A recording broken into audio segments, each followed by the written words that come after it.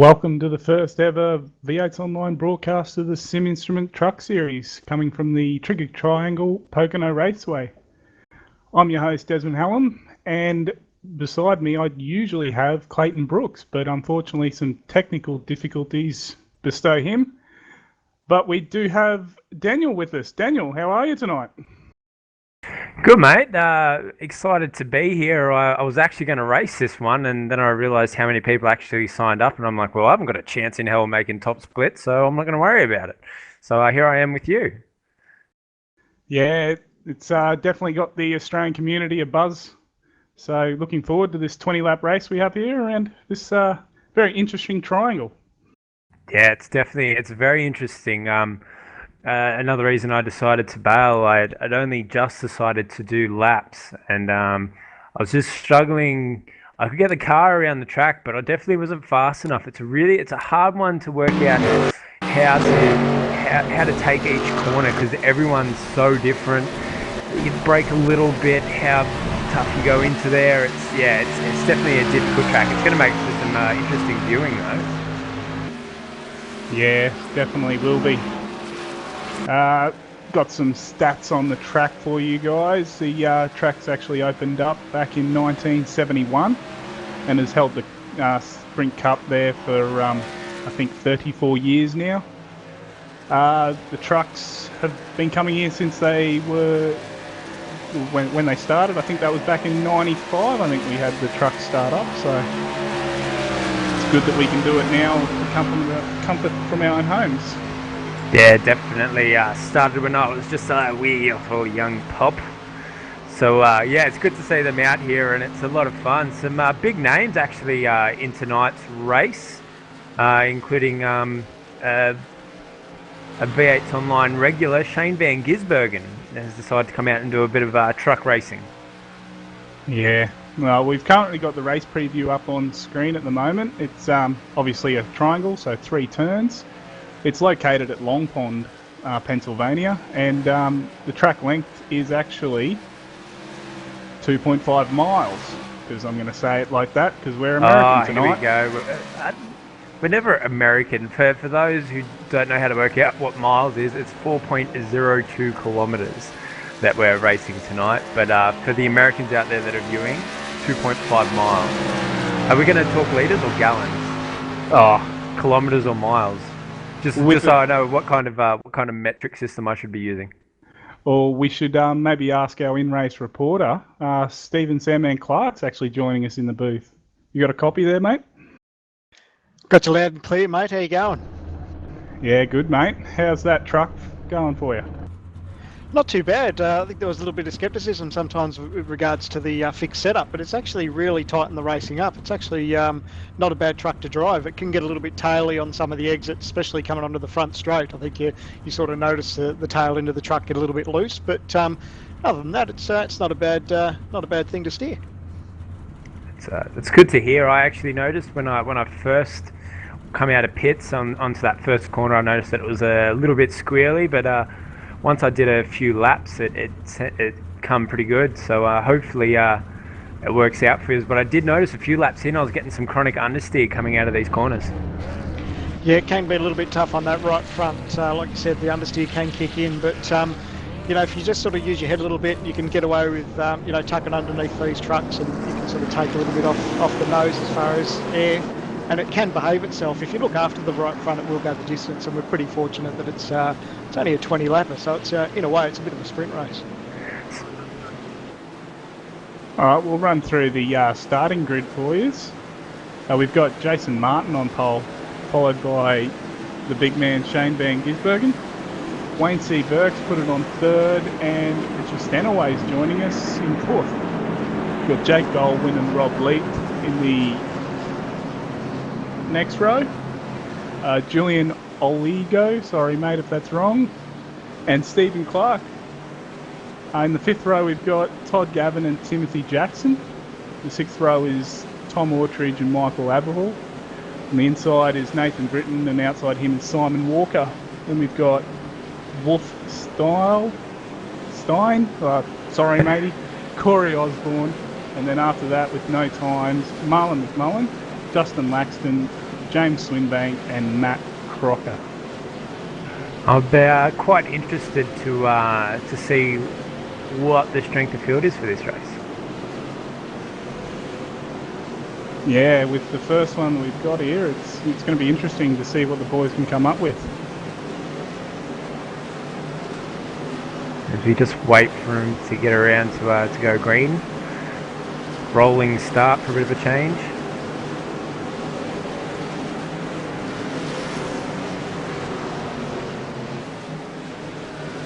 So who's your winner for this race? Who do you think is going to get this one? I can't go past the old sitter, Jason Martin. I've raced against him before and he's actually quite a good steerer. As they come around the last turn and take the green flag. Alright, we're off. Nice start there by Jason Martin. Shane Gisbergen dropped in right behind there. Yeah, the front three have pulled in wide. Really nice there. Fourth and fifth, Richie Senaway and Jake Goodman side by side coming into the corners a bit more. A little bit further back there, Mullen. A couple of trucks sliding up into the wall on that first turn. It's very scary and it's deceiving because as you go into that first corner, you feel like you have too much speed, so you grab a bit more halfway through. You're like, maybe I don't have enough speed, so you speed back up again. Very easy to push it out wide.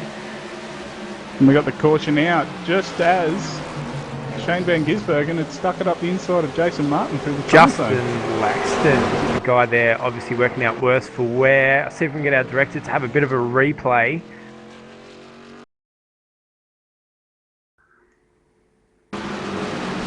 From what I'm looking at on my screen, I do believe it's an incident with Marlon McMullen and Justin Laxton. Looks like Marlon was sitting there. Justin didn't see him and he's come down across the top of his nose. Get that up on replay for you guys. So yeah, so one of those things, unfortunate incidents in oval racing. Looks like Justin's just come down. Marlon hasn't seen him there and he's just tapped his back end, spun him around and into the wall at turn 2.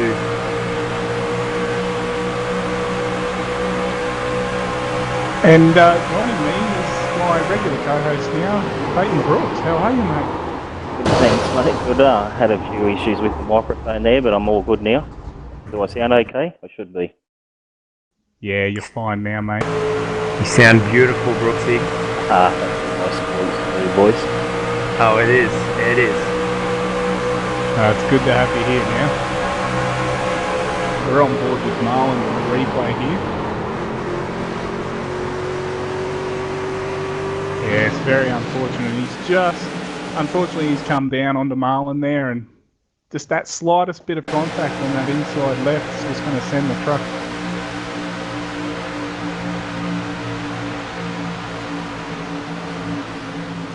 Oh, I joined a little bit late, but it didn't take too long for the first caution to come out. No, not long, and just as Shane actually caught the lead off Jason there, so we've got a couple of cars diving in. We've got Richie's faked it. No, they've all faked it by the looks of that. It would be a little early to come in and take tyres unless you're up the back, which Justin Laxton actually has with his damage.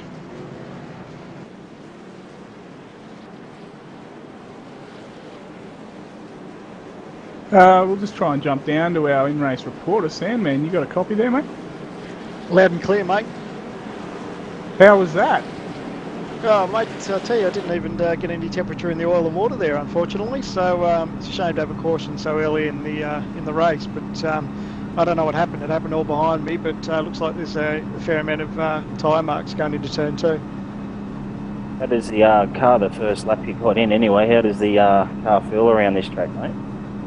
Not too bad. I actually quite enjoyed it. I touched on a little bit at the earlier the broadcast that it handles probably a little bit better than I expected here at Pocono, which is quite good. But I noticed there's a couple of different driving styles to tackle this racetrack, as far as there's even some people that have even decided to shift gears through some of the turns, which I found quite interesting. But you know, it works for them, but I've found a style that I'm happy with, and so far so good. That is interesting how you say about shifting gears. It's something I do in the Cup car, which has got considerably more horsepower, but in the truck that is interesting. Yeah, I think it does benefit some of the drivers on older tyres when you don't really have that front end grip that you really want. So it does sort of slow the car or slow the truck down and get the nose pointed in a little bit better for them. But like I said, personally, yeah, I don't mind doing it in a Cup car, but in a truck, I'm just quite happy to leave it in fourth.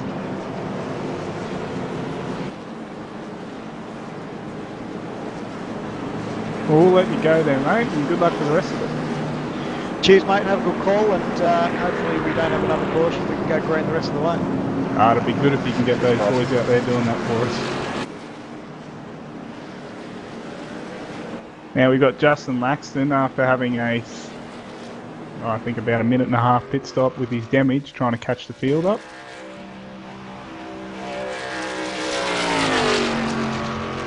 Everyone's still on their lead lap, so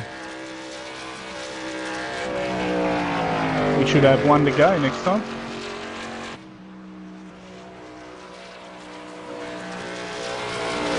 Got Shane Van Gisbergen, and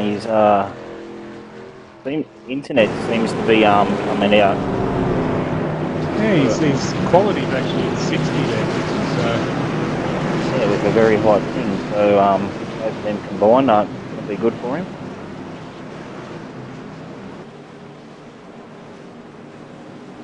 well, the pace car's lights are out, so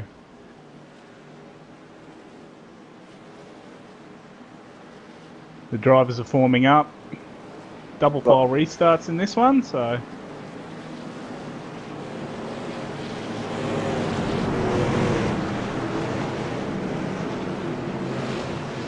it's unfortunate in night racing. I'd love to have it where the leader gets to pick his preferred line, but unfortunately he's got to start on the inside where all the odd numbers have to start on the inside and the evens up the top.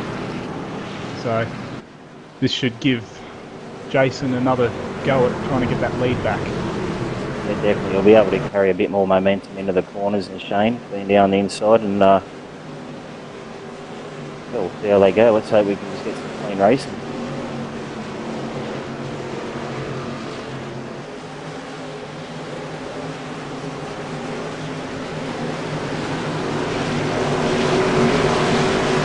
They'll funnel through this last turn, and the pace car actually does pull off just before the green flag's going to drop, so you've really got to be on it.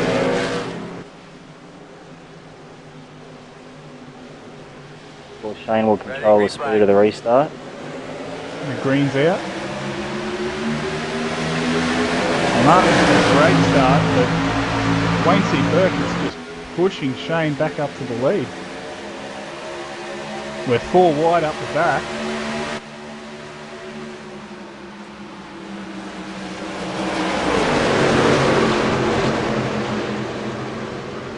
Being able to hold the lead down that inside line. We've got a truck round.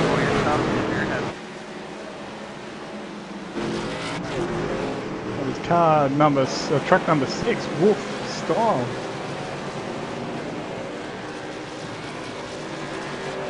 He got a little bit high. I'm not sure if he got a little bit of a touch from behind.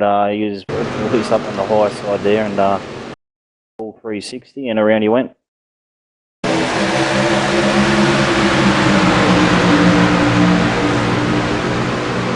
It's good driving there by Corey Osborne to have the presence of mind to check up and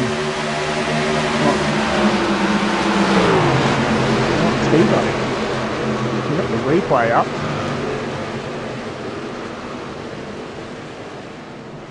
It looks like the 20 truck of Nathan Britton's actually just gotten up on the inside of him and got him a little bit aero loose to my eyes. Yeah, it definitely wasn't much contact in that. If there was any.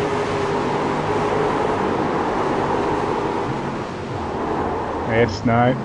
Cameras don't lie, people. Yeah, we got some contact there from Nathan Britton.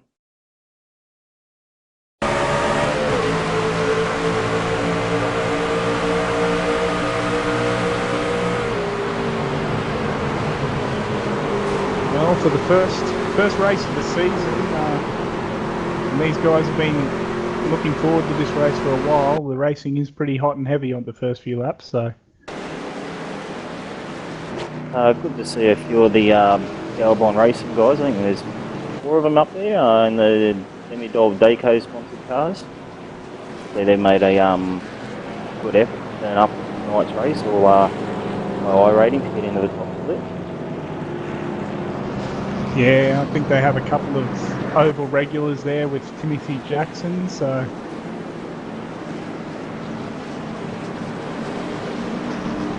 We'll go to a gains and losses. And the biggest movers is Mitchell Abel getting up 4 spots, and Marlon McMullen and Matt Crotcher are up 5. Todd Galvin is the biggest loser there, down 5 spots, sitting in 14th. So everyone else sort of just holding positions or gaining one or losing one. They haven't had that many laps to really sort of see what each person's got in the way of driving ability, so they haven't had a chance to move any positions yet. Yeah, with this fixed series, it really is who can work the set the best for themselves, and whether they look after their tyres early to have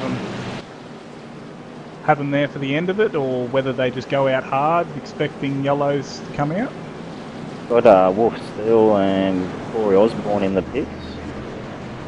At the moment, both receiving tyres.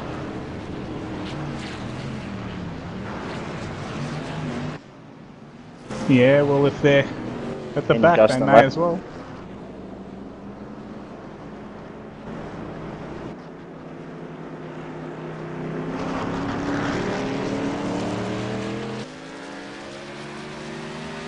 Got Matt Coxwell just sitting on track at turn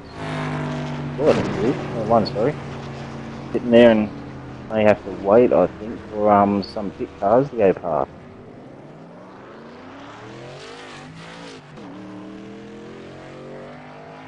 Got moving now once Corey Osborne went past, so his spotter may have told him to move back a couple of positions. Yeah, some info for if people don't know about the Oval Series. When the yellow does come out, it reverts back to the last timing scoring loop, and there's several of those around the track. So it freezes the field, and you can drive around, and as long as you don't stop on the side of the track and let them pass you, you'll go a lap down, you can retain your position. If you enter the pits, that also affects your position then.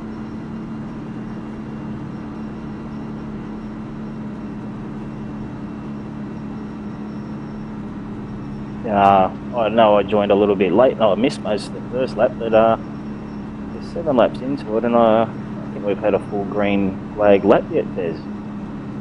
No, not yet. These boys are just taking a little bit to sort themselves out.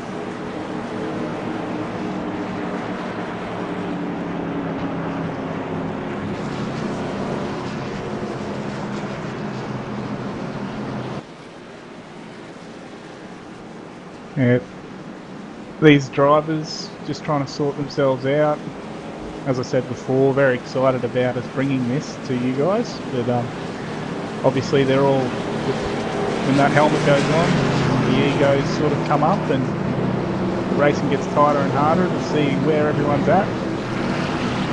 Yeah, no, that's right. We broadcast obviously the V8s on a Monday night, and for the Grand Am for the most part, those guys have been racing side by side for quite a long time. They know the ability of the drivers they're racing with. These guys, obviously, there's a lot of guys in here that have probably never raced each other before. So they're obviously just trying to find their feet in this series, and fortunately it's going to lead to a few accidents. With the accidents on ovals, obviously we get the yellow flags and sort of downtime during the race. Yeah, I know when we released that we were going to broadcast this, I've been watching the truck series just off to the side to see who's been spamming it, and there's been a massive push by a lot of drivers to get up to be able to make this broadcast. Yeah, but I know personally, just from our team in ANZ, we've got Shane Gisbergen there, obviously.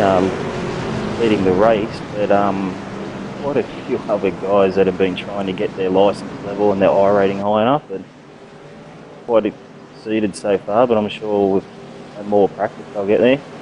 Probably the same with for a lot of the teams, I suppose. Yeah, I know with my own personal team, we've got, I think, 5 drivers wanting to go into this, but I don't think any of them have made it, so I'll have to tell them to pick up their game.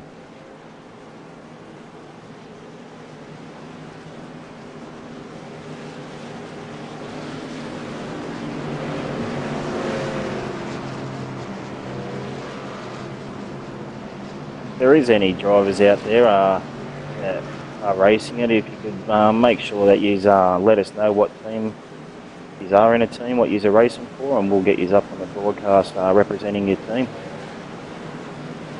Just looking through the field, though, there's quite a few blokes in here that are regulars. Rob Lee and Stanman Clark of their oval racing.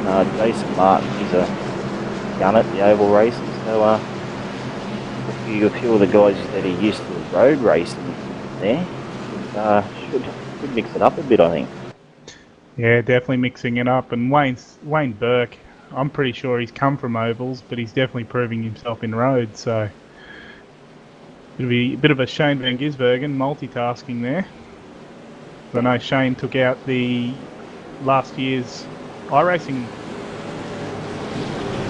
This year's racing champion. So yeah, and obviously one of them was run on an oval course. Loves his oval racing. I know when he gets back in New Zealand, he gets in the midget or the sprint car as much as he can. Yeah, nothing like dirt track racing. Speaking of dirt track racing, the actual real Camping World Truck Series last week went to Eldora Speedway, one of the most famous dirt tracks there ever is. Yeah, I was able to catch a bit of that, looked like. I was having a lot of fun out there. Oh, definitely. 30 cars around a quarter-mile track. Definitely action. As they're coming around the last turn to take the green.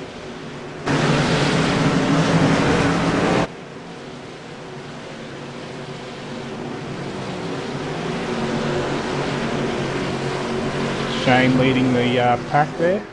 He controls the speed until the green flag drops, and he's gone. Oh, that's a great start. He is actually bolted. He hasn't given Jason Martin one little bit of a restart. Wayne's seen Burks going with him. He's on the inside of Martin. Yeah, he'll have the preferred line down here. It was Jake Goodwin driving to the inside.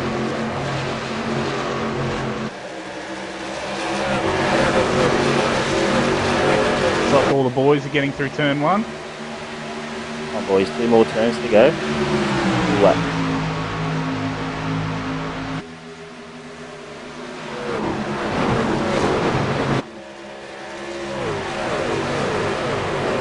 Good ones all over the back of Wayne Burt. Sorry, Danaway. Danaway's gone to the inside. Great good one. Rob Lee getting a... Oh, we got contact to the back. Everybody got the Got the radio caution down? out. It was Todd Gavin, car number 3. Yeah, I believe so. See if we can't get a replay up. Oh, unfortunate, the enforcer, Nathan Britton. Just not really giving much room there and shoving the nose into him. Very unfortunate for Todd. Yeah, he's Britain just got into the back left quarter panel there, and obviously that speed of the load on the car just unfurls it pretty much. No way you can hold that.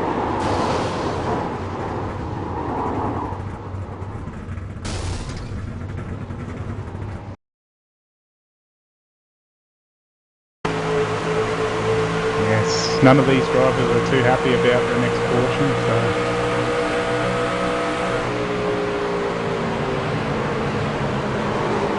Get a full lap then, or? The leader may have. We're halfway though, so...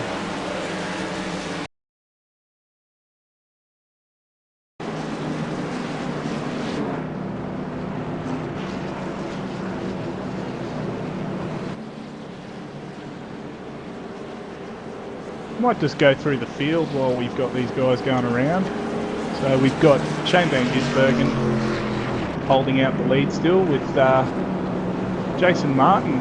He held out for second. Yeah, he managed to hold the high line around there and just throw it off. Wayne C. Burke in third, and Jake Goodwin's jumped up to fourth. Richie Stenaway slipping back to fifth. Rob Lee's holding strong. Mitch Wabble up there in seventh. Julian Oligo. Julian Oligo in eighth. Timothy Jackson in ninth, and Tony Ortridge in 10th.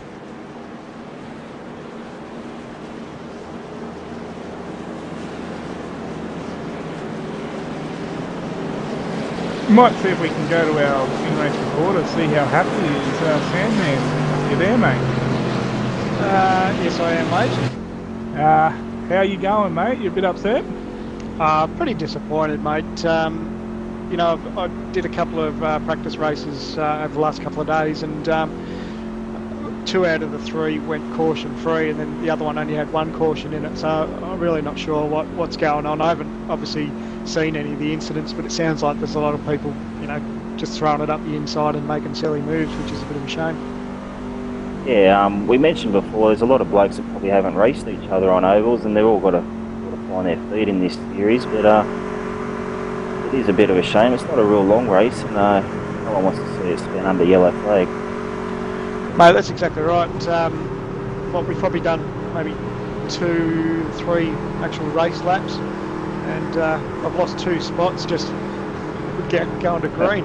So those 2 spots I've lost was just trying to get up to full speed, and unfortunately someone's got past me. So I really haven't raced anyone, which is a shame. But hopefully we can sort ourselves out. We've probably got another 2 laps, at least 2 laps of under caution here before we go green again. So it'd be nice to go to lap 20 and see the green flag, but I'm not going to hold my breath.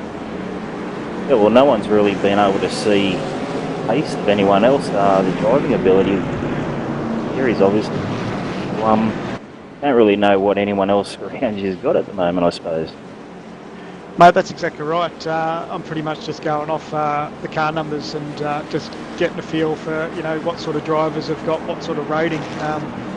So, it's good to be in this calibre of rating. We're just talking under caution, but, between ourselves, saying that we haven't seen this sort of strength of field, for an Aussie server in a long time. So everyone's excited and everyone's keen to do some Wednesday night truck racing, but unfortunately we just haven't gone green. How are you finding the restarts there, Sandman? You liking the top or the bottom better? Well, probably the bottom. I don't mind the truck on the lower groove. I know there's a couple of guys that do favour the outside, but personally I like to stick to the lower groove. The restart before this was a bit ugly. There was a couple of trucks checking up, and I think there was a bit of nose to tail action. I might have touched one of the guys in front of me, and I got a boot from behind, but we all got going, but unfortunately we didn't stay green. So, but yeah, give me the lower line anytime. I think that's everyone's preferred line. Get into that corner low.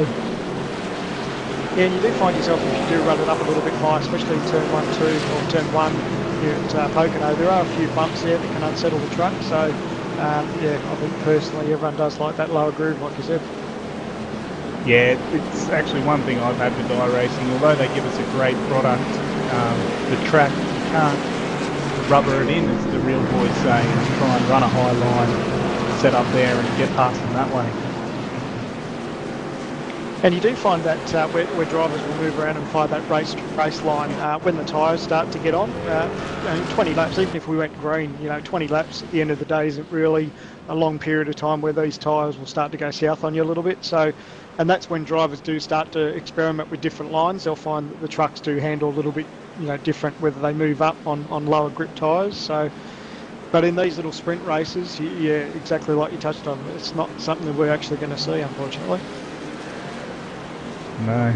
Oh, well, mate, we might let you go, unless Brooksy's got something for you. I was just going to see, man, some of the calibre of drivers in here, Jason Martin, Wayne Burke, Rob Lee, yourself, all you can all take it to the Americans, and I think it's a credit to the Australian guys, some of the talent we got on the oval side. Yeah, that's exactly right, mate. You only need to bleed through the forums and see, we do have a good contingent of Aussies that are good at oval racing. I think a lot of people do stereotype oval racing with Americans and all the rest of it. Obviously, that's their backyard sport, and ours is V8 supercars. But no, we've really got some good oval track races, and it'd be nice to see them shine on Wednesday night. So I guess we'll have to wait and see. Oh, mate, we might let you go. You're on your last lap of caution, so good luck with it, mate. Cheers, mate. Let's hope we can go green. Talking to Sandman there, I noticed Shane was trying to push that pace car around, trying to make it go around a bit faster. Yeah. Interesting livery he's got there, Clayton. Yeah. Yeah. Dropped a bit of his real life racing in there, have you? Yeah, got to paint the cars for the guys, and obviously Shane's got real life paying sponsors, and so it doesn't hurt to have them on the car for the guys. Makes my job a bit harder when it comes to painting. It's a good truck to paint though. A lot of billboard room, as I like to call it. Yeah. Oh, 7 laps to go. About to go green. See if these boys can turn it up for you guys out there. Yeah, they're all banked up now, going 2 by 2. So Shane's Jason Martin will be a wake up to what Shane did the last restart. I don't think you'll allow him to do that again. Shane's pulling the field back and he's gone. Green flag. He's just leapt out.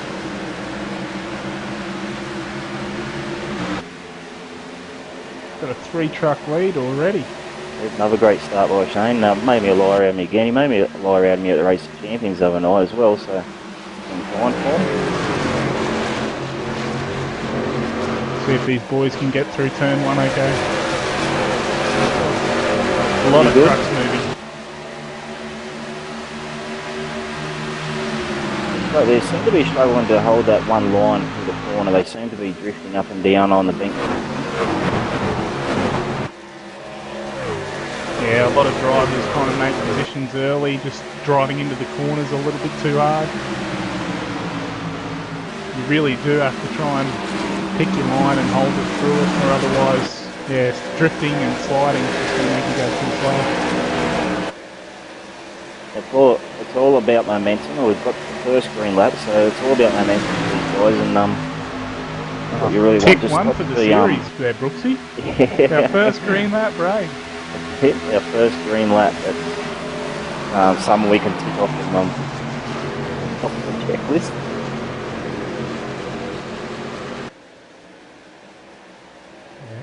A lot of these boys racing on hard. Yeah, Sandman pushing Mitch Averill up the straight, and they get him past Shea Goulden with the bump and draft.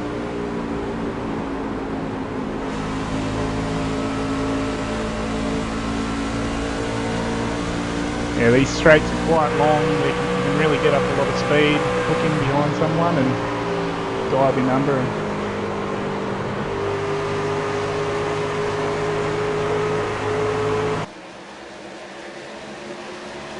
Martin's hassling the back of Shane Gisbergen here. He's gone down the inside for the lead in the turn 1.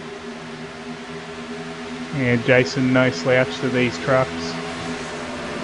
Very hard racer and very quick, very consistent too, so makes it hard to beat. He's holding the line around the outside.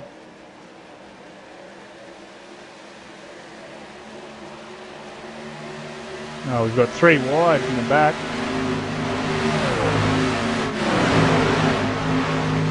Richie Stanaway, Jake Gwynn and Tony Aldridge.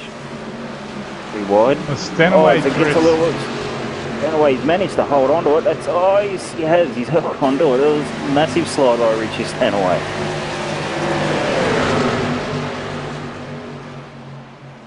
Good driving there by Marlon too to get around Stanaway.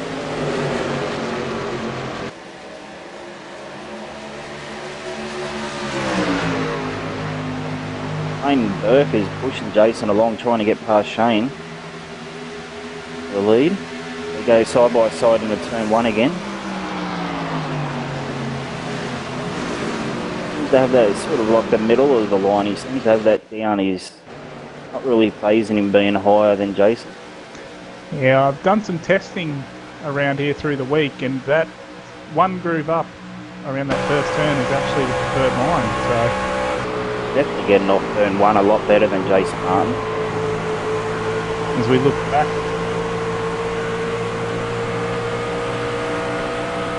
look out the back of Shane's car, you can really see how close Jason got there out of turn two. Yeah, very close racing here.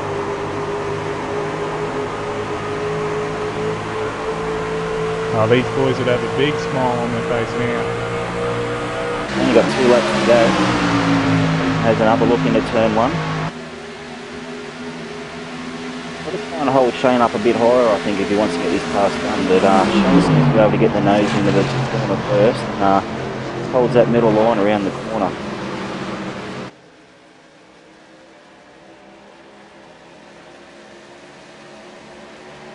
We've got a battle here for 6th, 7th and 8th.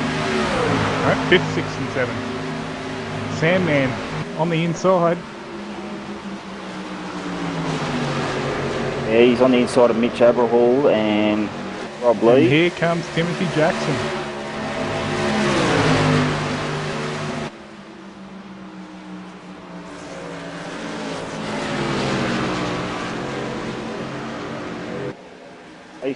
Jason Martin's just taken the lead from Shane Van Gisbergen. He's still on the inside. He hasn't got the full car which can move over on him.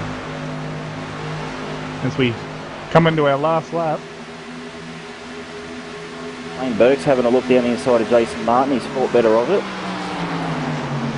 He's sort of wrestled that back.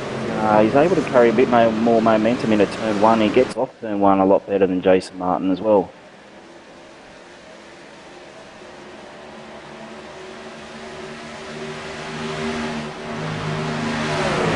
Top four sort of broken away from the next pack of Rob Lee and Sandman are 2 wide, and right behind Nick Overhaul both 2 wide. So you got 2 packs of 4 out the front. We've got Shane going to the inside to hold position here. Yeah, to run Jason's to the line going around now. the outside. Oh, Shane has to lift to stop from contact. He lifted to get out of that. Oh, it's a crash. Oh. Yeah, he lifted off and it left no room.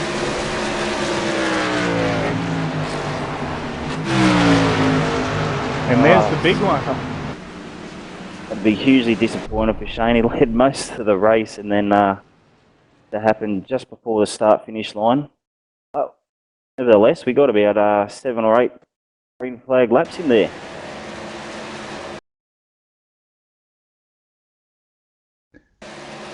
Yeah, we actually had Wayne C. getting really loose off the turn, trying to get the drive, and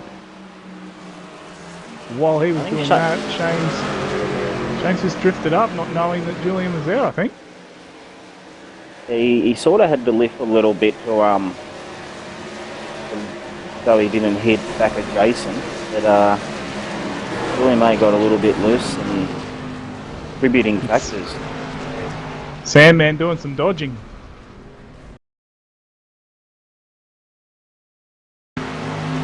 We'll go for a replay with Sandman here.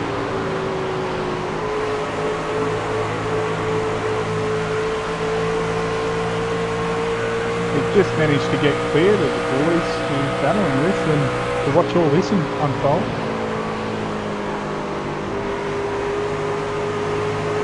I think we've got him in the box now. Sandman. How was that, mate? G'day, fellas. That was sensational.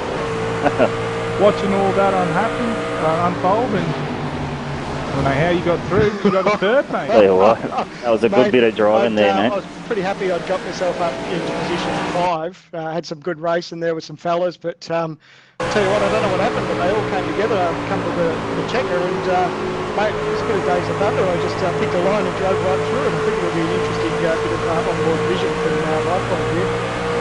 Yeah, we just watched that one, so... Just watch the replay. I didn't know the truck was that agile, mate. You really got it through there. I tell you what, I was holding my breath. I wasn't quite sure what the outcome was going to be, but I figured I'd just go for it. Had nothing to lose. So. But brilliant result. over the moon for our Saturday Motorsport Coke Zero Chevy. So it was actually good fun. It was a shame that we didn't get more green flag laps in. We got a sort of a bit of a taste of what you can on offer in this series. Those last few laps, those battles all over the Pat. You're in a good battle before there. Yeah, that's right. That's all we needed really, was just some green flag laps. And once these tyres took their knee and softened, the cars moving out, the trucks moving around a little bit, and we had some good battles, and people were having a good dice, and giving each other plenty of room up towards the front. I'm not sure what the racing was like behind us, but it was really good fun, and absolutely choked to get well. I deserved fifth. We drove ourselves from 10th on that restart right to fifth, and then I don't know who came together, but it looks like Ben Gisbergen, I think, might have been one of them, and picked a gap and just went through it. Yeah, very well done. We might just run through the finishing order. So Jason Martin, with that move to the outside, picks up the first win of the series with Wayne C. Burke. Although he was getting loose, managed to avoid the carnage for second. Our own Stephen Sandman Clark, he picks up third, and Timothy Jackson, following Steeman through, gets fourth. Rob Leet and Mitchell Abril, fifth and sixth. Tony Ortridge picks up a seventh. Simon Walker with eighth. Wolf Style, in ninth. Nathan Britton, after biffing and barging his way through, picks up 10th. And Julian and Shane rolling over the finish line in 11th and 12th. We've got Marlon McMullen and Corey Osborne in 13th and 14th. Jake Goodwin in 15th. Richie Stanaway slips down to 16th. Todd Gavin in 17th. James Swingbank in 18th. And Justin Laxton a lap down, 19th. Matt Crocher 10 laps down out of the race. Well, our first one done, Brooksy. Yeah, it's proved quite exciting at the end. Looking forward to the rest of the season. I hope there's some more racing like that on offer. It should be. I believe Darlington's our next track. That's going to be a good one. Yep, Darlington, good track for the trucks. The little battle packs you can get with these trucks, and the way they move around, like Samman mentioned, once the shine goes off those tyres, they move around, and it always provides good racing. Yeah, looking forward to the short tracks. What about yourself there, Stephen? Yeah, I don't mind the short tracks. The only thing that worries me is that our caution rate certainly does pick up a little bit on the shorter tracks. But as long as everyone just gives it a little bit of give and take, I think we'll be right. I think maybe just everyone just had some round one nerves for the championship. But it was good to see we had a nice run to the end at least anyway. Yeah, hopefully some of those drivers can look at this replay that we'll have up and maybe take quite a start to the race next week. So yeah, it's not one on the first lap, is it? Yeah, it's oval racing. It's all about being in the right position at the right time, like Samman just proved, and one on the last lap. And a few guys will be pretty quick to learn that, I think. Well, I think that's all of about it for us. Guys, don't forget to, we still got it open, the donate page from Rock 5. I'll try and get my director to give me the link for that for you. It's at donate. Sorry, mate, go again. It's at donate.v8sonline.com.au. So this has been the first round for the Sim Instrument Truck Series, brought to you by Sim Instruments and V8 Online. We'll see you at Darlington next week.